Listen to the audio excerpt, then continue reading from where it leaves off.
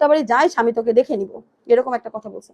আচ্ছা আমি একদম শর্টে আপনাকে মেন ঘটনাটুকু খুলে বলছি কি হয়েছিল। আমি যতটুকু জানতে, আমি হচ্ছে ওনার ভাগ্নি, কিন্তু ওনার কাছে আমি বড় হয়েছি, ঠিক আছে। আমার বাবা নাই, তো একদম জন্ম থেকে আমাকে উনি পড়াশোনা করেছে। আমি জগন্নাথ বিশ্ববিদ্যালয়ে এখন clinical and counselling psychology masters করতেছি। তো রিসেন্টলি যেটা হয়েছে, মামা গিয়েছিল, যাওয়ার পরে ওই চিটাং রোডে কিছু লোক, তাদেরকে আমরা চিনি না, কাউকে আমরা চিনি না, তাদের সাথে প্রথম দিন থেকেই মামা থেকে চাঁদা চাচ্ছিল। চাঁদা বলতে হচ্ছে একটা অ্যামাউন্ট, তো সব জায়গায় আমরা ছোট থেকে দেখে আসছি, কিছু কিছু দেয়।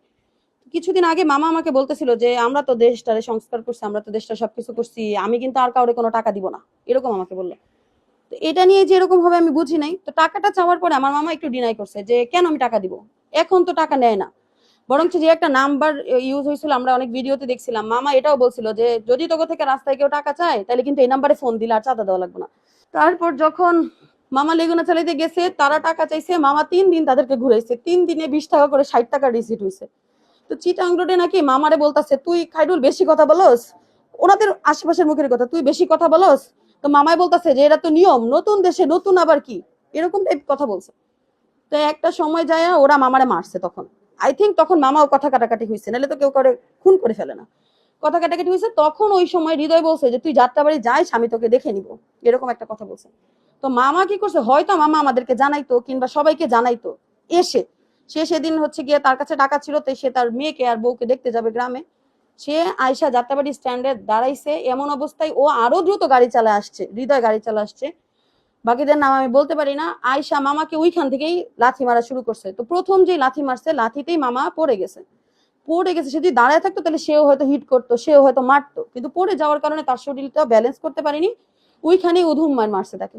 তো মারা যাওয়ার পর সে মারা গেছে, আমরা তো আর কিছু জানি না। তারপর হচ্ছে হঠাৎ করে আমাদের এলাকারই একজন, ওনাদের ওই স্থানের আইসা আমার নানানির খোঁজ দেয়। তারা বয়স্ক মানুষ, তারা ঘুরতেছে, তারা জানে যে আমার মামা মৃত, কিন্তু তখন পর্যন্ত আমাদেরকে বলে নাই। একবার থানায় বলতেছে, একবার বলতেছে যাত্রাবাড়ি হাসপাতাল, আমরা যাত্রাবাড়ি হাসপাতালগুলো খোঁজ নিছি, স্থানের লোকজন যে খাইরুল বাইরে তো মারছে, খাইরুল ভাই তো থানায় আছে, তো থানায় যাওয়া তো ভয়। এক হয়েছে যে না ঠিক আছে রক্তাক্ত, আমি রক্তের জন্য পোস্ট দিছি, ফেসবুক রক্ত অ্যারেঞ্জ করছি, সব অ্যারেঞ্জ করছি যে তবুও বাইচা থাকুক, যত রক্ত লাগে আমি দিব। তারপর যাক ঢাকা মেডিকেলে তারা ভুল নামে আমার মামারে ভর্তি করছে, রফিক নাম, যে নাম কখনো মামার ব্যবহৃত হয়নি। এটার জন্য আমাদের আরো 3 ঘন্টা সময় চলে গেছে, 3-4 ঘন্টা, যে রফিক নাম, খাইরুল নামে তো কেউ আসেনি, খাইরুল নামে তো কেউ নাই। পরে আমরা রফিক নামে ভর্তি করছি, চিনে, কিন্তু তারা চাইছে কি যে লেট হলে আমরা যদি আইনি প্রসেসে যাই, তাহলে তারা তো জেনে গেছে, চিকিৎসক তো মৃত ঘোষণা করছে, যদি আমরা জানি তাহলে তাদের পালানোর একটা সময় দরকার। আমার ব্রেন, আমার সাইকোলজিতে যেটা বলে যে তারা কি করেছে, যে এটা যদি নামটা হাইড হয় আমরা সহজে খুঁজে পাবো না, ততক্ষণে তারা পালা যেতে পারবে, এরকম কিছু একটা।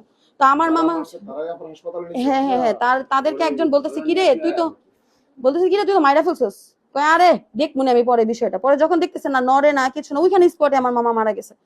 তারপর তারা নিয়ে গেছে, দিয়ে তারা টিকিট কেটে তারপরে হচ্ছে ভর্তি করছে, ডাক্তার মৃত ঘোষণা করছে, ইমার্জেন্সিতে তারা ফেলে চলে গেছে। নাম দিছে রফিক, বয়স 31। পরে যখন 31 বছর বয়স হয়েছে, আমরা তো সবাই নূরে আলম ইসলাম খাইরুলকে খুঁজি, কিন্তু কোথাও পাই না। পরে একটা সময় আমাদের যখন অনেক হয়রানি দেখছে, স্টানের অন্য মানুষরা আমার বলতেছে আপনার মর্গে খবর নেন। তারা তো জানতো, কিন্তু তারা আমাকে ডিরেক্টলি আমাদেরকে বলেনি।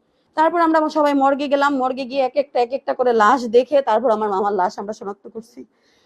শনাক্ত করার পরে ওই নাম নিয়ে অনেক ভেজাল হয়েছে, এগুলোই সবকিছু। এখন পর্যন্ত আমার যেটা কথা, আমরা থানায় গেছি, আলহামদুলিল্লাহ তারা কাজ করতেছে, তারা এমন না কাজ করতেছে না, একজন র্যাবের হাতে গ্রেফতারও হয়েছে। কিন্তু আমি শুধু আপনার কাছে এতটুকুই আমার অনুরোধ, যে আমি আমার মামা চাই, আর কোনো ভাগ্নির মামা যেন না আমার, যা আমার বাপ নাই, আমার মামা যদি না থাকতো আমি মরে যাইতাম। যে আমার বাঁচাইছে তার জন্য আমি 10 টাকা খরচ করতে পারি নাই, যে আমার বাড়ি জমি বিক্রি করাইতো, সব যদি বিক্রি করাইতো মরতো তাইলে আমি বুঝতাম, সে অ্যাক্সিডেন্ট হয়ে মরলে আমি বুঝতাম। সত্য কথা বললে মরবে কেন? আমরা কি কিছুই করি না এই দেশের জন্য? কাউরে মাইরা ফেলানো যায় কেন? মেরে ফেললো কেন? এতটুকু আমরা এখন পর্যন্ত জানি। বাকিটা যাত্রাবাড়িতে, হ্যাঁ 12-15 জন।